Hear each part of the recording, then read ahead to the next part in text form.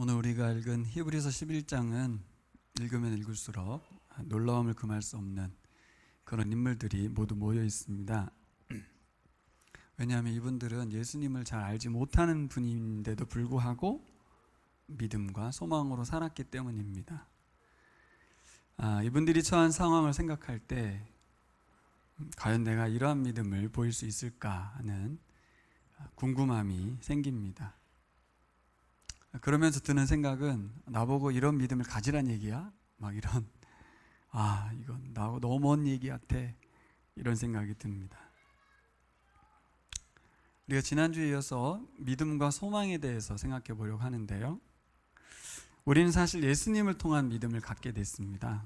우리의 믿음이 아닌, 구약 선진들의 믿음이 아닌 예수님을 통한 믿음을 가졌습니다. 그래서 정말 놀라운 믿음을 가진 것이 맞지만, 그렇다고 해도 오늘 11장에 기록된 이 성경의 인물들, 이분들을 흉내조차 내기 힘든 믿음이 아닌가, 그런 생각이 듭니다. 그러면서 제가 기도하면서 말씀을 준비하는데 주님께서 그런 마음을 주십니다. 왜 지금 우리가 히브리서를 읽고 있는가? 왜 이번 주간 우리는 11장을 읽었을까? 우리에게 믿음이 필요하기 때문이구나, 그런 생각이 들었습니다. 우리가 믿음이 있긴 한데 주께서는 우리가 믿음이 있기를 바라시는 것 같아요. 주님, 제가 잘 믿습니다. 저는 잘 믿고 있습니다. 저는 확신을 갖고 있습니다. 주님, 도대체 무슨 믿음이 필요한 걸까요? 아니다. 지금 너에게 믿음이 필요하다. 지금 너에게 필요한 믿음이 있다. 이렇게 말씀하시는 것 같습니다. 지금 나무 아래 교회 교우들에게 필요한 믿음이 있단다. 예, 주님, 그 믿음을 주시옵소서. 저의 일주일간의 이 11장을 읽는 저의 기도였습니다. 우리 모두의 기도가 되기를 소망합니다. 오늘 우리에게 주신 11장의 말씀을 들으시면서 여러분에게 필요한 믿음에 대해서 말씀해 주실 것이라고 믿습니다. 오늘 11장의 인물들을 살펴보려고 하는데요, 인물들에게 초점을 맞췄던 히브리서 저자가 무슨 믿음을 말하고 싶어 하는 것인지를 보고 내게 필요한 믿음을 취하시면 좋겠습니다. 성령께서 감동 주시는 그 믿음, 그것을 저처럼 기도하시면 좋겠어요. 주님, 저에게 이 믿음을 주시옵소서. 자, 오늘 말씀을 들어가 보면 우리가 잘 알고 있는 1절 말씀이죠. 제 성경의 1절 말씀은 이따가 우리 교우들 와서 한번 보세요. 제 성경에 보면 일러스트가 있는데 어떤 사람이 지팡이를 짚고 산을 올라가고 있어요. 그런데 이 지형이 이렇게 생겼습니다. 이렇게. 그리고 그 사람은 요 밑에 있는 거예요. 그 위에는 파라다이스가 이렇게 쫙 있고 밑에는 보이는 게 뭐만 있어요?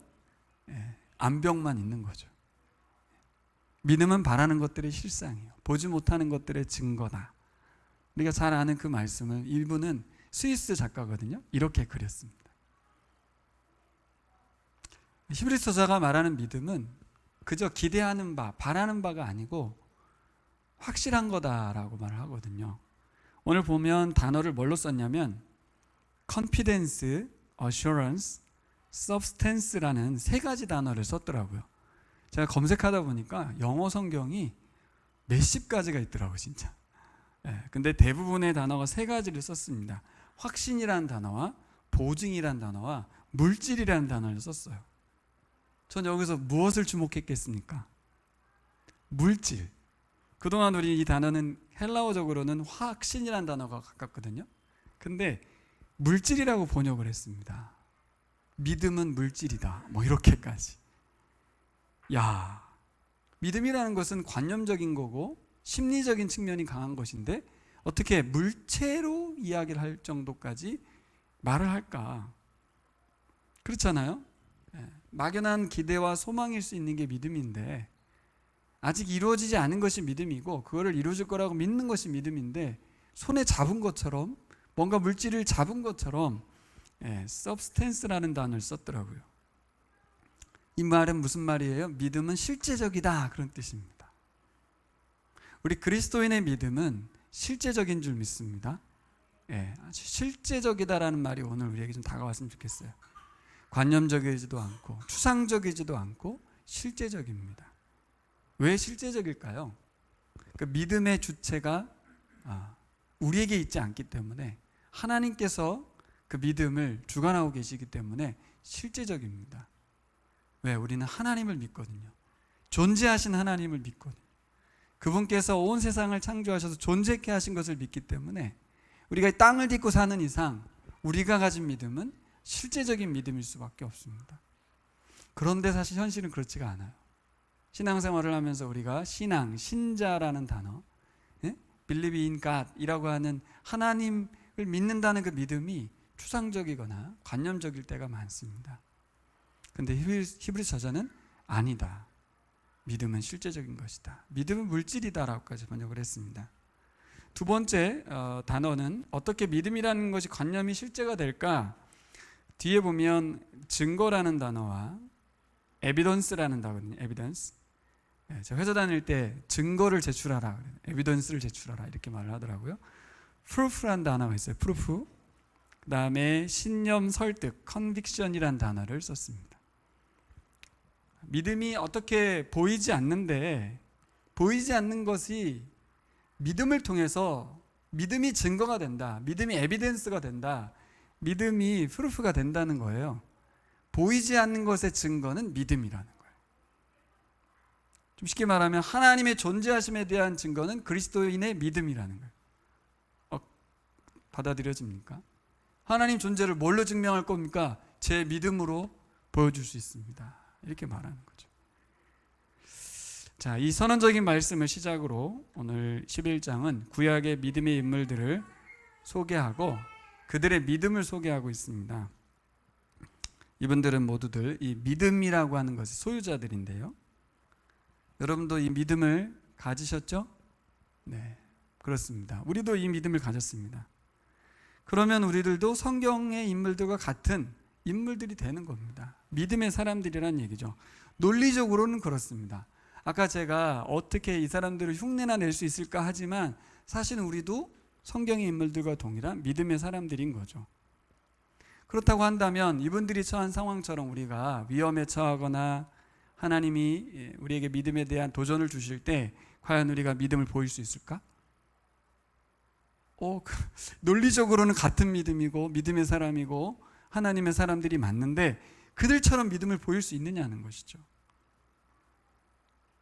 근데 조금은 차이가 있어 보여요. 성경의 인물들과 우리들과 분명히 같은 믿음을 가졌다고 볼 수 있는데 근데 믿음이 보여지는 것을 보면 차이가 나타나요. 왜 그럴까요? 왜? 무엇이 같은 믿음을 가졌는데도 차이를 느끼게 할까요? 오늘 우리 말씀을 통해서 우리의 믿음을 점검해 봤으면 좋겠습니다. 지금 나와 우리 교회에게 필요한 믿음이 뭔지 꼭 캐치하셨으면 좋겠습니다.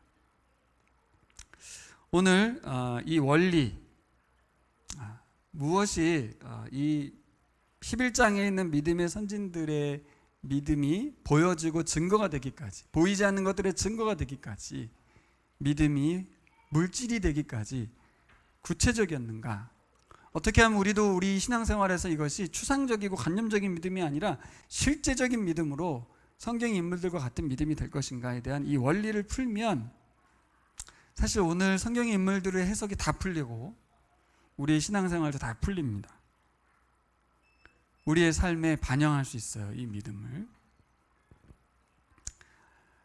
히브리서 저자가 왜 편지 썼겠어요? 이것 때문에 쓴 거예요. 초기 1세기 교회의 교인들이 구약의 믿음의 선진들처럼 믿음으로, 실제적인 믿음으로 승리하길 바랬던 거거든요. 동일하게 히브리서를 읽고 있는 우리들이 2022년도에도 실제적인 믿음으로 승리하길 바라는 거예요.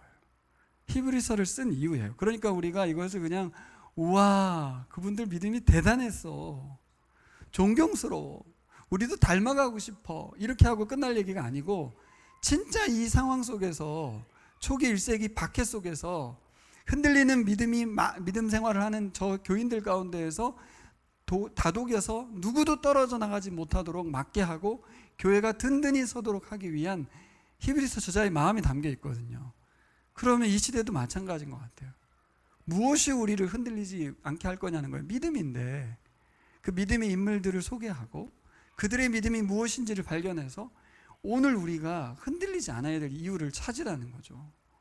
믿음이 도대체 뭐길래 내가 타협을 보지 않아야 하고 흔들리지 않아야 하는가? 자, 첫 번째는 뭐냐면, 첫 번째 우리가 풀어야 될 숙제는 오늘 1절, 2절 읽다 보면 놓치는 부분이 하나 있어요. 잘 보면 믿음은 바라는 것들의 실상이요 보지 못하는 것들의 증거다라고 말할 때 어느 부분에 자꾸 초점을 맞추냐면 믿음에 초점을 맞추거든요. 당연하죠. 당연한데 그래서 놓치는 게 뭐냐면 바로 우리가 바라는 것을 놓칩니다. 제가 오늘 이걸 첫 번째 여러분들하고 나누고 싶은 말씀이에요. 어떻게 보면 당연한 거라고 여러분들은 생각할 수 있지만 다시 생각해 보세요. 우리가 바라는 것이 무엇인가? 믿음은 소망과 연결되어 있습니다. 소망이라고 하는 덕목이 굉장히 중요해요. 더구나 2022년 현재를 사는 우리들에게는 이 소망이 더 중요합니다. 왜 더 중요하다고 했겠어요?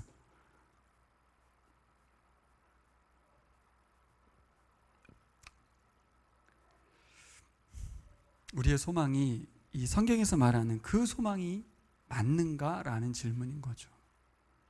과연 나의 믿음 생활의 궁극적인 바램, 소망이 무엇인지 생각해 볼 필요가 있는 거죠. 오늘 우리 그리스도인들에게서 가슴에 손을 얹고 나의 바라는 바가 뭐지? 나의 진정 바라는 바가 뭐지? 하나님께 내가 바라는 바가 뭐지? 나의 소망은 무엇인가? 우리 교회의 소망이 도대체 무엇인가? 진정 우리의 소망이 히브리서가 말하는 이 믿음의 내용이냐는 것입니다. 다른 걸 바라보고 있지는 않는가?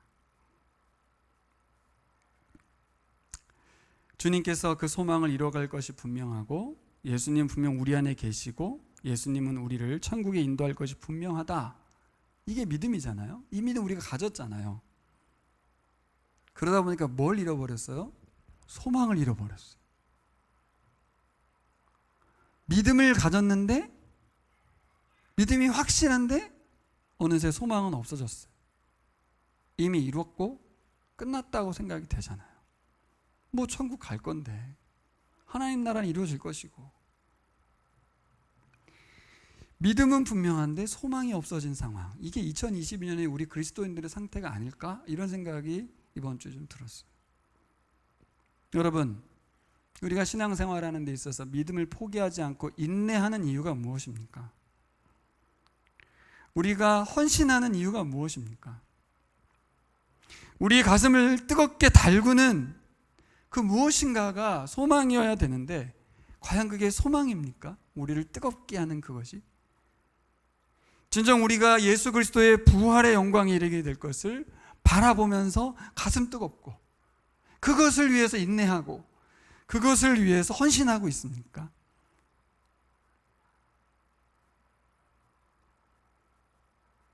사도 바울이 로마서를 괜히 쓴 게 아니에요. 왜 믿는 자들에게 복음을 전했을까요? 우리가 다시 성경을 읽어야 될 이유고 우리가 또 성경 공부해야 될 이유고 우리가 성경을 놓칠 수 없는 이유가 바로 이것입니다. 소망을 잃어버리는 거예요. 살아가다 보면 우리에게 믿음이 관념이 되어가고 소망은 자꾸 현세적이 되어 간다는 것입니다. 이 땅에서 하나님 나라와 부활의 영광을 소망하는 것이 아니라 이 땅에서의 소망으로 바뀌는 거예요. 신앙생활의 이유도 인내의 이유도 헌신의 이유도 모두 여기에 있는 거죠. 하지만 히브리서 저자가 이렇게 길게 편지를 쓴 이유는 달라요. 이 믿음과 소망을 새롭게 정립하지 않고서는 흘러 떠내려갈 수밖에 없다는 거예요. 1세기 교회 교인들이나 2022년 우리나 동일하죠. 현세적인 소망을 갖고서는 믿음을 지켜낼 수가 없어요. 우리의 믿음에 바라는 바는 소망은 하나님의 영광, 부활의 영광에 동참하는 것이고 새롭게 창조되는 것입니다. 우리는 내 신앙생활의 목표가 무엇인지 점검해 봐야 될 것 같습니다. 이렇게 내 시간과 열정과 돈을 들여서 믿음을 지켜내야 될 이유가 무엇인지 정립해야 되는 거죠. 자칫 우리가 기독교라는 종교를 가진 종교인으로 전락할 수 있는 거예요. 저 오늘 아침에 글 하나 올렸는데 보신 분은 계실지 모르겠지만 우리가 읽고 있는 전도책자와 연결된 이야기죠. 비교 종교학자가 종교에 대한 이야기를 썼어요. 코로나 시대 종교. 거기 종교는 사실 기독교를 향하고 있는 걸 우리가 알 수 있어요. 표층적 종교에서 심층적 종교로 가야 한다. 이렇게 그분은 말하고 있는데 탈 종교 시대라고 있잖아요. 탈 기독교 시대잖아요. 똑같아요. 종교인으로 남아버리는 이 시대 기독교인이 되지 않기를 바랍니다. 우리가 유대계인으로 갈 일은 없죠. 뭐가 되는 거예요? 탈 기독교 하지도 않겠죠. 뭘로 하는 거예요? 그냥 기독교인으로 남는 거예요.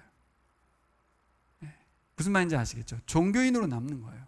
실제적인 믿음은 사라지고 관념적인 믿음으로서 표층적인 종교가 됐든 그 비교 종교학자가 말한 심층적 종교에 빠져버리든 우리는 그 두 개가 다 아닙니다. 종교를 위한 종교가 아니에요. 종교가 아니고 우리는 실제라는 것이죠. 물질이라는 것이죠. 이 부분에 대해서 저를 포함한 우리 모든 교우들과 이 시대의 많은 우리 주변에 있는 사람들, 그리스도인들 다 누구도 예외가 없습니다. 그러니까 누구도 예외 없이 히브리서가 말하는 믿음에 대해서 생각해 봐야 합니다. 자, 첫 번째 여러분들에게 질문으로 소망에 대해서 물었다면 두 번째는 이제 무엇을 믿는가의 문제예요. 1차적으로 우리 바라는 바 소망이 바로 잡히게 된다면 우리의 소망은 뭐여야 돼요?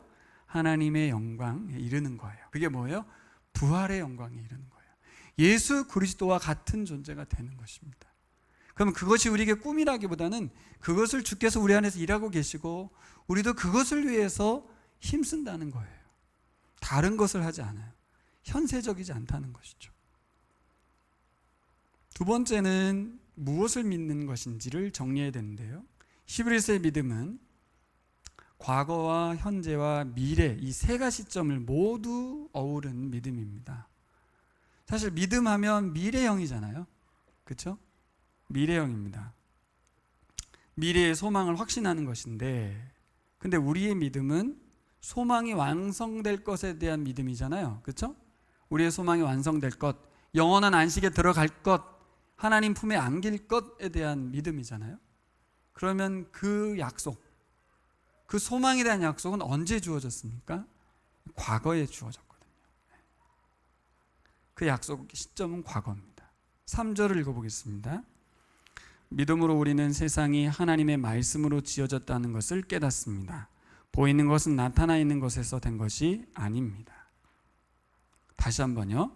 믿음으로 우리는 세상이 하나님의 말씀으로 지어졌다는 것을 깨닫습니다. 보이는 것은 나타나 있는 것에서 된 것이 아닙니다. 가장 첫 번째로 언급된 것이 바로 하나님의 창조입니다. 저자는 우리는 하나님의 세상을 창조하셨다. 그것을 믿습니다. 오늘 사도신경처럼 그렇게 말하고 있지 않습니다. 뭐라고 말해요? 하나님의 말씀으로 지어졌다는 것을 믿는다. 이렇게 말합니다.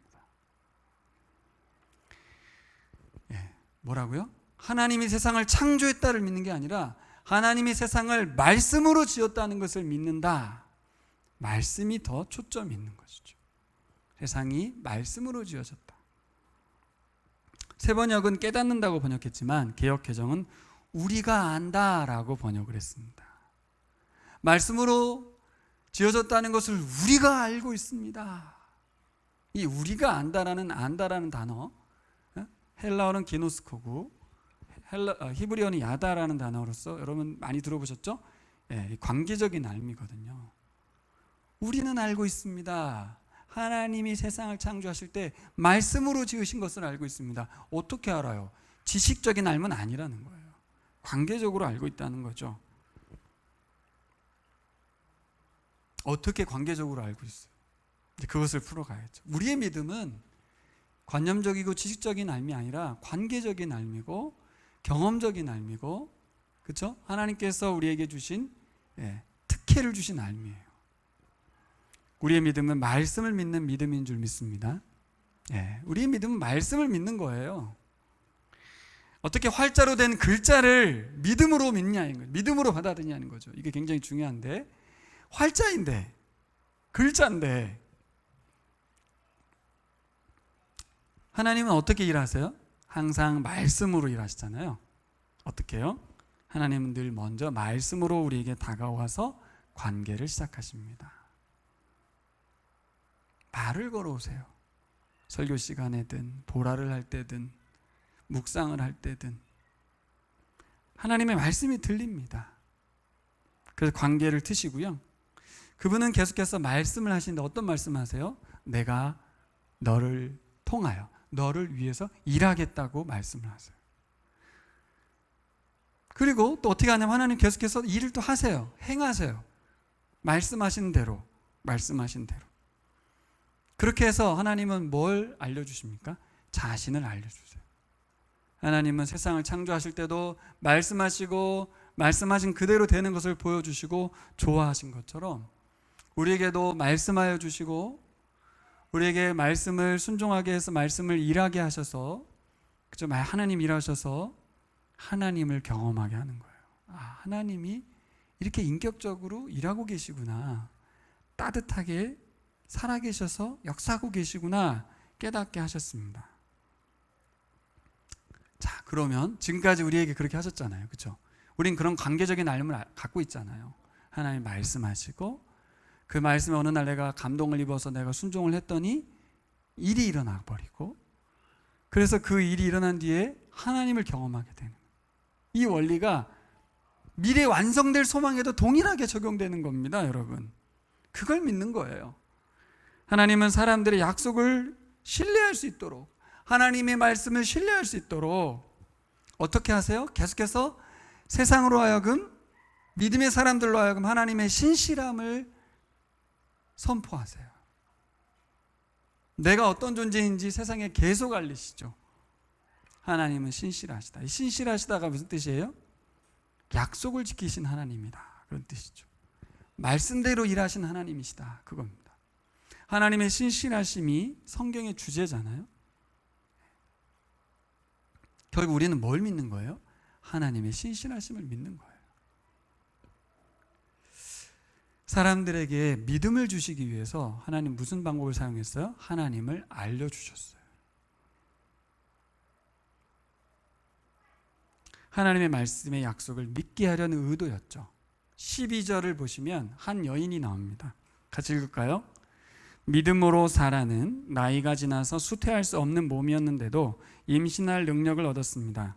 그가 약속하신 분을 신실하신 분으로 생각했기 때문입니다. 네, 제가 한 말이 아니고 그대로 적혀 있죠? 네, 사라에게 하나님이 자신을 알려주시고 그 사라는 어떤 깨달음을 얻었고 어떤 걸 알게 됐어요? 하나님은 신실하시구나. 여러분도 그걸 경험해 오셨잖아요. 그렇죠? 우리는 그 믿음을 갖고 있는 것입니다. 세상이 말하는 믿음이 아니에요. 하나님을 경험한 믿음입니다. 그래서 어떤 일이 벌어졌어요? 사라가 남편이 아들 이삭을 바칠 때 사라는 가만히 있었어요. 성경에 사라가 아예 등장하지도 않아요. 남편이 아무 말도 안 하고 데려갔다고 볼 수도 있겠지만 왜 히브리서자가 사라를 등장시켰겠습니까? 그 신실하신 하나님 앞에 100세에 난 아이를 남편보다 아내가 더 끈끈하게 여겼을 그 아이를 하나님께 내어드리는 시험을 통과했거든요. 이 믿음의 시험을 통과했어요. 왜요? 하나님이 신실하다는 걸 알기 때문에. 하나님의 신실함을 믿기 때문입니다. 그렇지 않으면 내어드릴 수 없죠. 내 건데 왜 줬다 뺐습니까? 이렇게 할 건데 성경은 사라에 대해서 언급하지 않아요. 근데 히브리서에 와서 얘기한 거예요. 그가 약속하신 분을 신실한 분으로 생각했기 때문이다. 아직은 완성될 소망의 미래가 손에 잡히진 않지만 살아계신 하나님과의 관계하는 경험을 바탕으로 그분이 약속을 성취할 것을 인정하는 그 믿음이 사라에게 있었습니다. 여러분, 우리가 신앙 흔들릴 때마다 무엇이 우리를 붙들어 줍니까? 말씀이 우리를 붙들어 줍니다. 그래서 예배의 자리가 참 중요합니다. 믿음이란 즉각적이고 단회적인 것이 절대 아닙니다. 믿음은 과정입니다. 믿음에는 시간을 담고 있고 관계를 담고 있는 믿음의 과정이 맞습니다. 여기서 믿음의 핵심은 우리에게 있는 게 아니라 믿음의 핵심은 하나님의 선행 작업인 거예요. 우리를 믿게 하기 위해서 하나님이 먼저 일하신다는 것입니다. 따라해 볼까요? 먼저 일하신다. 왜 먼저 일하세요? 우리를 믿게 하시려고. 창세기 아무리 읽어봐도 보면 하나님이 먼저 말씀하시고 먼저 일하시죠. 다 일해 놓으셨죠. 사람들은 거기에서 하나님을 알아가는 이야기로 꽉 차 있습니다. 근데 그것을 믿음이라고 말할 수 있습니다. 여러분, 믿음은요, 우리의 인격적인 반응일 뿐이에요. 믿음은 우리가 막 굳게 붙들고 막 하는 그런 의지적인 것이 아니고 꼭 이런 것 같아요. 하나님께서 나에게 은혜를 베푸시면 예배를 드리고 감사하는 것처럼 믿음은 하나님의 일하심에 대한 우리의 반응이에요. 그냥 믿음인 거죠. 믿음. 믿을 수밖에 없게 만들어 놓고서 믿음을 허락하신 것이죠. 내가 믿은 줄 알았는데 나중에 보니 하나님이 믿음을 주신 거죠.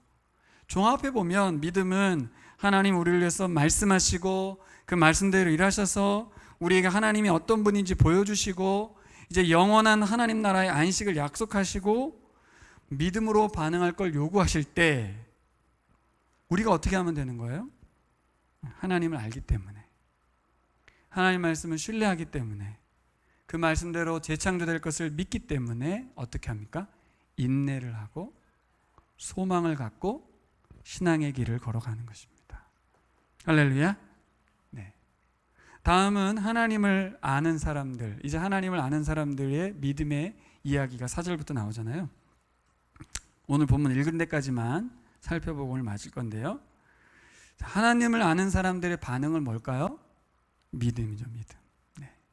소망이 바로 정립되고 믿음의 내용이 분명하다면 뭐예요? 하나님의 약속의 말씀이라면 우리의 반응은 이제 믿음으로 나타나는 거예요. 오늘 11장을 보면 이 인물들의 놀라운 일치를 발견하게 되는데 앞에 제가 이야기한 거예요. 모두 하나님이 그들의 앞서서 말씀하셨다는 것, 그리고 약속을 주셨다는 것, 또 그들을 위해 일하셨다는 것, 그들에게 하나님을 알려주셨다는 것입니다. 우리에겐 어떻습니까? 동일한 것 같아요. 네.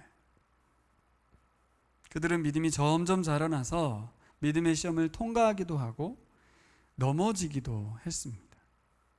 하지만 하나님을 알기 때문에 다시 하나님께만 소망을 두고, 다시 한번 하나님께만 소망을 두고 아직 이루어지지 않은 미래의 약속을 향해서 뚜벅뚜벅 인생길을 걸었습니다. 첫 번째 아벨 이야기 나오죠.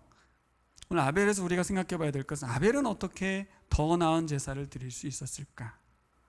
믿음으로라고 되어 있거든요. 이 믿음이 도대체 무엇이었을까? 어떤 믿음이었을까? 오늘 잘 보면 재물에 초점을 좀 맞췄어요. 그래서 사람들은 이것을 피해 제사를 드렸다는 걸 가지고 봅니다.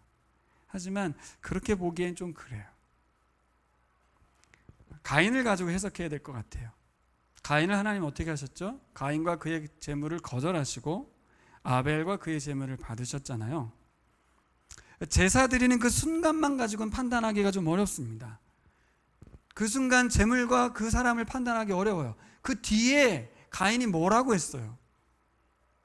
제가 동생을 지키는 자입니까? 이런 말을 하잖아요. 그렇죠? 가인이라는 존재가 어떤 존재인지, 그가 평소에 그가 아벨에게 어떤 마음을 가졌는지, 하나님께 어떻게 상대하는지 다 드러났어요. 뭐예요? 누가 봐도 가인은 하나님께 제사 드리는 사람의 태도가 아니에요. 제사는 잘 드렸는지 모르겠는데 그의 일상이 하나님께 예배가 아닌 거예요. 결국 이 재물에 초점이 있고 재물과 그 사람을 받았다는 것은 그의 일상 속에서, 하나님과의 관계 속에서 아벨은 그의 삶을 제물로 제사로 드렸다면 가인은 그렇지 못했던 것이죠. 동생을 죽여놓고 제가 동생을 죽인 사람입니다, 용서해 주옵소서가 아니고 동생을 지키는 사람입니까? 하나님을 상대로 죄를 지고 사람을 죽여놓고서도 뻔뻔했던, 하나님께 죄책감을 느끼지 않는, 생명의 주인 되신 하나님께 용서를 구하지 않는 가인의 모습을 보면 전혀 제사자가 아니죠. 아벨은 어떻게 더 나은 제사를 드릴 수 있었어요? 하나님을 사랑하고 좋아하고 평소에 관계가 좋았던 것이죠. 사실 이 아벨은 누구를 예표하냐면 예수님을 예표합니다. 무고한 희생으로 죽은 자. 괜히 아벨을 먼저 꺼낸 게 아니고 예수 그리스도가 그렇게 죽으셨거든요. 두 번째는 누구를 예표하냐면 우리, 당시에 이 성경을 읽었을 초기 독자들이 무고하게 죽을 수 있다는 거예요. 그렇게 갑작스럽게 희생을 당할지라도 우리의 일상은 하나님께 더 나은 제사로 믿음으로 살아야 한다는 것입니다. 두 번째 에녹인데요. 에녹은 어떻게 죽지 않고 하늘에 오르는가? 이게 초점일 것 같잖아요. 5절에 다른 부분이 나와 있어요. 일상의 삶 가운데 하나님을 기쁘게 했다, 이 말이 나와 있습니다. 하나님을 기쁘게 했다, 이것만 놓고 보지 않고 6절까지 보시면, 6절은 독립절인 것 같지만 사실 6절도 에녹에 관련된 이야기입니다. 여러분 6절 하도 옛날에 조영수 목사님이 설교를 많이 하셔가지고 저는 귀에 따갑게 있는데 같이 한번 읽어볼까요? 6절 시작.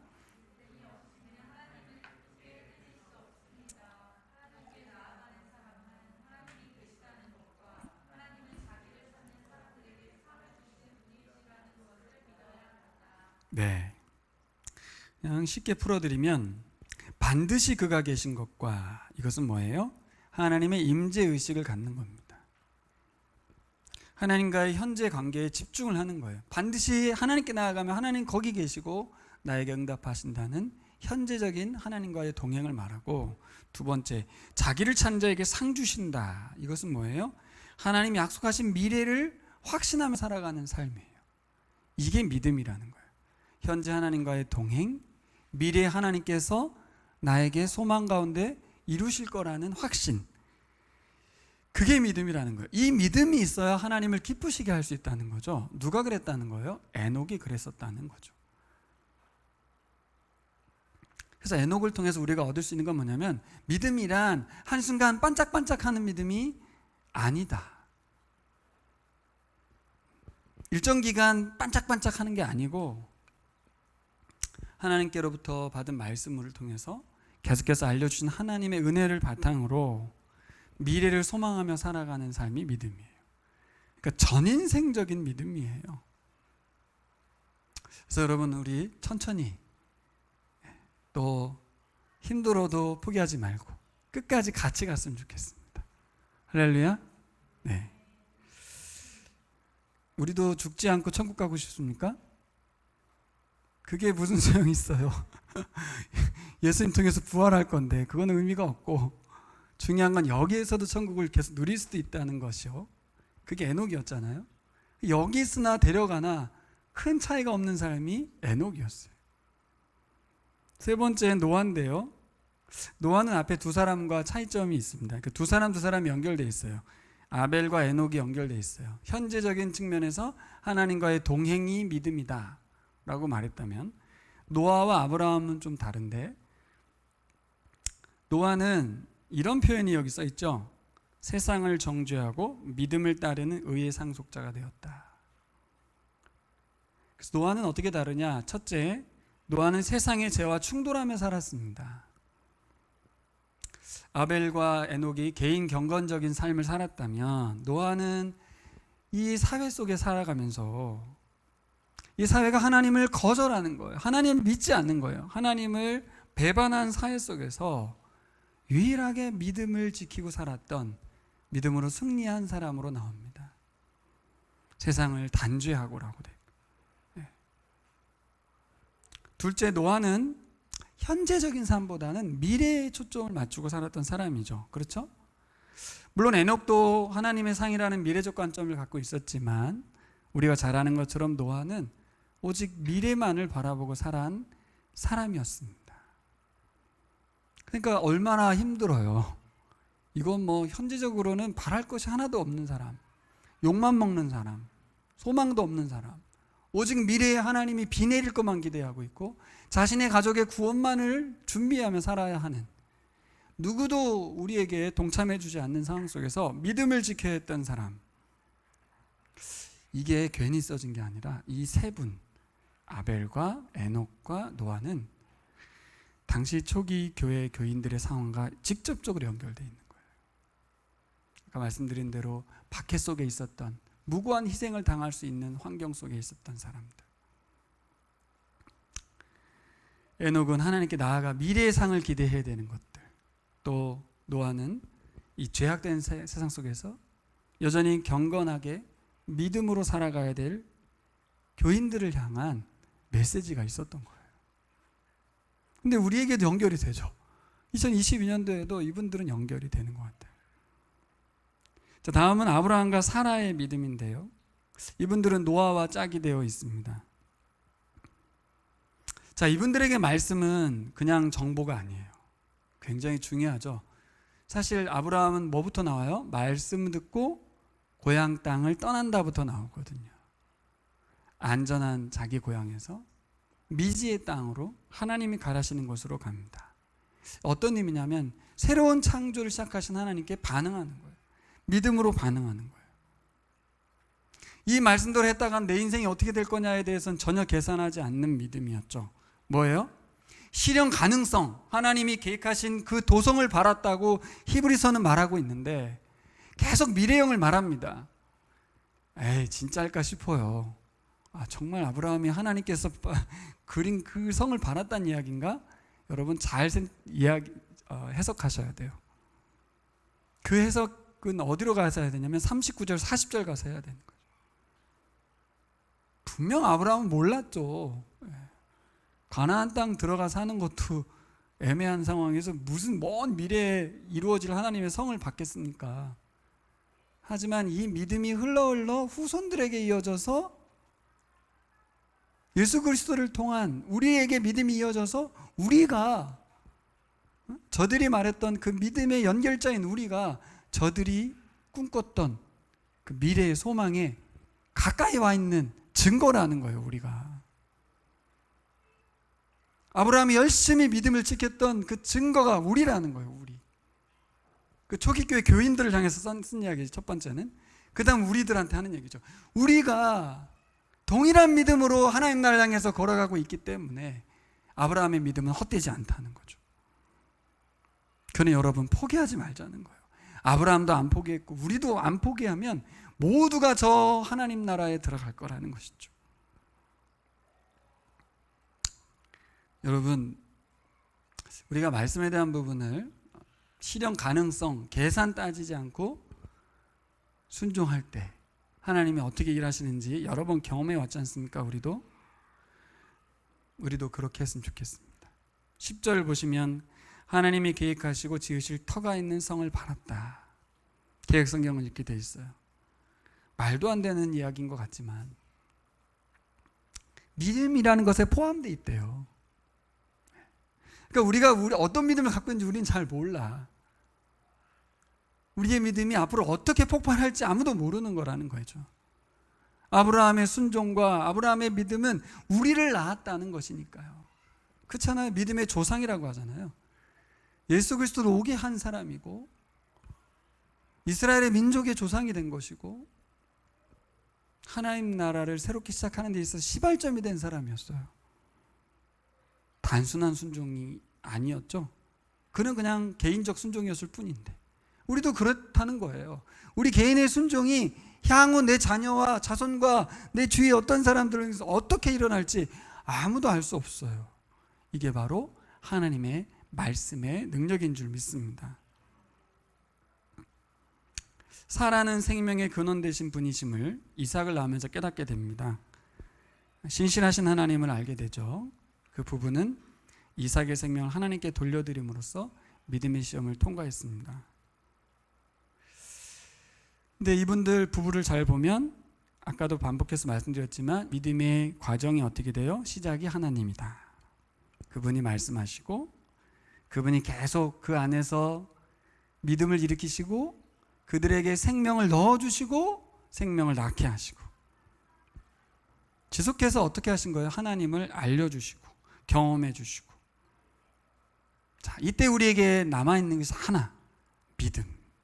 우리의 선택지 하나, 믿음. 어떤 선택지?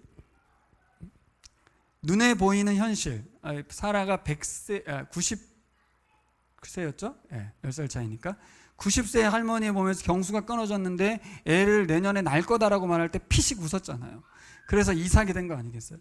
그걸 선택할 것인지 아니면 하나님이 하신다고 하면 된다라는 믿음을 선택할 것인지, 이 둘 중에 하나. 내가 계산하고 내가 생각하는 그 리얼을 선택할 것인지 아니면 신비의 세계인 믿음의 세계를 선택할 것인지, 항상 우리에게 선택지가 요구되는 게 바로 그 믿음이라는 것입니다. 자, 오늘 말씀을 정리해 보면 창조의 말씀이 실제, 자의, 실제가 될 거라는 믿음 우리에게 주어졌습니다. 믿으시라는 게 아니고 우리에게 주어졌어요. 그러니까 우리는 믿음을 사용하는 사람들이지 사실 믿음을 선택하는 것도 아닌 것 같아요. 왜? 너무 많이 알고 있고 경험해 왔는데 이제 중요한 건 우리에게 고난의 때고 환난의 때고 관계의 어려움의 때고 경제적인 힘듦의 때겠죠. 그때 드디어 이제 믿음을 사용하셔야 돼요. 믿음이라는 수표를 써야 되는 거예요. 그때 하나님의 미래 소망을 바라보면서 살아갈 것인지, 여전히 신앙의 길을 걸을 것인지, 아니면 신앙의 길을 딱 끊고 일단 내 삶 좀 살고 하나님의 길을 걷겠습니다 라고 할 것인지. 근데 히브리서 저자는 어떻게 하라는 거예요? 그렇게 하면 안 된다는 거예요. 흘러 떠내려 간다고요. 그냥 멈춤이라는 건 없다는 것입니다. 무서운 이야기죠. 왜요? 믿음이 실제인 만큼 여러분 실제를 놓지 마시고 세상에 헛된 허상을 붙들지 마시고 잡히지도 않는데 물건을 붙드시기를 바랍니다. 이것이 바로 1세기 교우들에게 요구된 믿음입니다. 예수님으로 인한 고난의 상황을 끝으로 여기에서 포기할 것인지, 미래에 완성될 구원을 실제로 여기면서 믿음의 어떤 과정을 살아냈던 구약의 선진들처럼, 조상들처럼 오늘 여러분들의 믿음으로 견뎌낼지 선택하라. 이게 이제 오늘 본문의 주된 메시지였어요. 오늘 우리 2022년은 우리에게도 요구된 것이죠. 세상살이에 여념없이 바삐 지내면서 종교인으로 살아가 죽음을 맞이할 것인지, 영원한 안식을 소망하면서 현재의 삶을 인내하고 손해보면서 감사하면서 예배하면서 믿음으로 살아갈 것인지, 그 선택을 여러분에게 요청하고 있습니다. 자, 39절과 40절로 가서 같이 읽겠습니다. 이 사람들은 다 믿음으로 말미암아 증거를 받았으나 약속된 것을 받지 못하였으니 이는 하나님이 우리를 위하여 더 좋은 것을 예비하셨은즉 우리가 아니면 그들로 온전함을 이루지 못하게 하려 하십니다. 제가 개역성경 읽었네요. 네. 개역성경에 뭐라고 되어 있냐면 우리가 아니면 그들로 온전함을 이루지 못하게 하려 하심이라. 이 말을 잘못 해석하면 우리가 그들을 온전케 한다 이렇게 해석할 수 있지만 그런 해석이 아니고 뭐예요? 아까 제가 서두에 말씀드린 것처럼 우리는 그들의 믿음의 전수자로서, 그들의 믿음의 증거로서 살아있다는 거예요. 우리가 그들의 믿음이 헛되지 않았다는 증거라는 것이죠. 영광스럽지 않습니까? 네. 제 제자가 있고 우리 교우들이 있다면 여러분들이 저의 증거입니다 이렇게 말하는 거예요. 네. 이게 지금 히브리서 저자의 입장이었어요. 그 믿음의 구약의 선진들이 부럽고 대단한 분들인 건 사실이지만 그분들이 믿음으로 승리하였기 때문에 우리가 오늘 여기 있고 우리 때문에 그들도 믿음이 헛되지 않았음을 보여주는 것 아니겠습니까? 라는 이야기죠. 39절의 이야기는 뭐예요? 지금 우리는 그분들보다 훨씬 더 낫다. 왜 낫다는 거예요? 그들은 약속만 받았지 잡지를 못했는데, 본 적이 없는데, 우리는 어떻게 됐어요? 우리는 현 1세기 독자는 예수님을 만났잖아요. 믿음의 완성자고 궁극적인 믿음의 창시자인 예수 그리스도를 만났다는 거예요. 대제사장 대신 예수님을 만났다는 거예요. 그래서 히브리서자가 흥분하는 거거든요. 예수 그리스도가 한 90년 전에, 그죠? 100년 전에 이 땅에 오셔가지고 지상사역을 완료하고 부활하셔서 우리 가운데 있다는 거예요, 지금. 그러니 우리는 그때 그분들에 비하면 우리는 훨씬 나은 상황이라는 것이죠. 그러니 박해를 두려워할 이유가 없고 믿음이 흔들릴 이유가 하나도 없다는 거예요. 왜? 그때는 말씀만 붙들고 살았다면 지금은 예수 그리스도와 성령이 우리와 함께하고 계시지 않냐 이야기를 하는 것이죠. 그리고 우리는 2000년이 지났어요. 사실 2000년 세계 선교 역사를 통해서 하나님은 어떻게 일해 오셨는지 우리는 훈련을 통해서도 다 경험한 사람들이. 하지만 여전히 제가 서두에 말한 것처럼 믿음이 구약 선진들의 믿음과 비교해 볼 때 더 견고하고 더 확실할 것 같지만 그렇지 않은 우리의 모습들, 이 괴리감은 무엇일까요? 다시 정리해 보면 소망의 문제를 정립해야죠. 이 현세적이고 다분히 기복적인 우리의 현세적인 소망을 내려놓고 하늘 소망으로 다시 재정립해야 돼요. 두 번째, 우리의 믿음의 내용이 뭐냐? 말씀이어야 돼요. 너무 잘 알아요. 하지만 말씀의 내용을 자세히 들여다보지 않아. 그러니 믿음이 없죠. 말씀을 듣지 않아. 말씀을 숙고하지 않아. 우리 같은 사람은 더 숙고하고 더 질문하지 않으면 다 아는 말씀이 되어버리기 때문에 질문을 많이 하셔야 돼요. 결국 우리는 더 깊은 묵상을 하지 않으면 안 되는 사람들이 되었어요.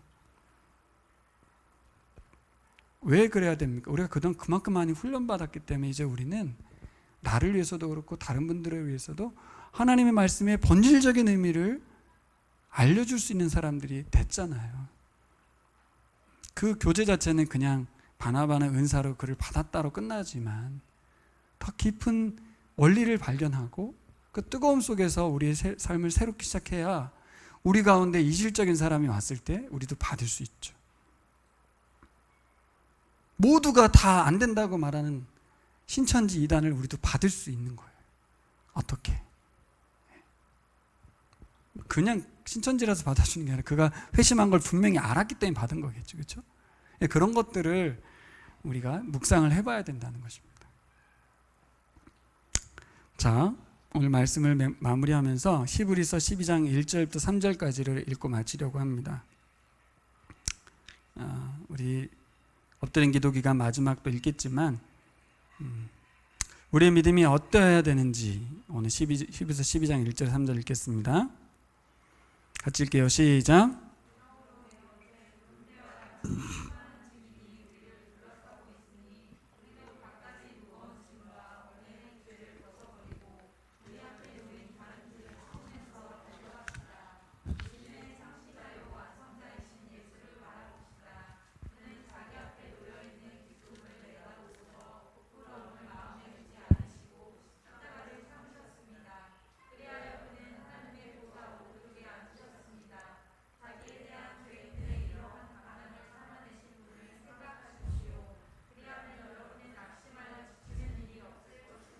아멘. 네, 이번 한 주간 우리가 믿음의 인물들이 1장에서 끝나는 것 같지만 사실 12장이 최고의 인물로서 한 분을 소개하는 거거든요. 이게 장으로 끊어놔서 그렇지 연결해야 될 거고, 예수 그리스도가 믿음의 창시자고 완성자잖아요. 도대체 어떤 믿음으로 이분이 하나님 앞에 서 있었는가? 신실하신 하나님을 믿고 신실하게 반응했던 예수 그리스도. 죄인들의 이러한 반항을 참아내신 분을 생각하십시오. 이 이야기는 왜 쓴 거냐면 지금 현재 교인들이 그렇게 당하고 있기 때문에 쓴 거예요. 나를 괴롭히고 핍박하고 있는 사람들은 죄인들인데 예수님은 이 죄인들의 반항을 참아내신 분이시다. 왜? 믿음 때문이다. 그 믿음은 미래를 향하고 있고 과거의 말씀을 신뢰하고 있고 현재적인 하나님과의 동행의 은혜를 누리고 있기 때문이라는 것이죠. 기도하겠습니다.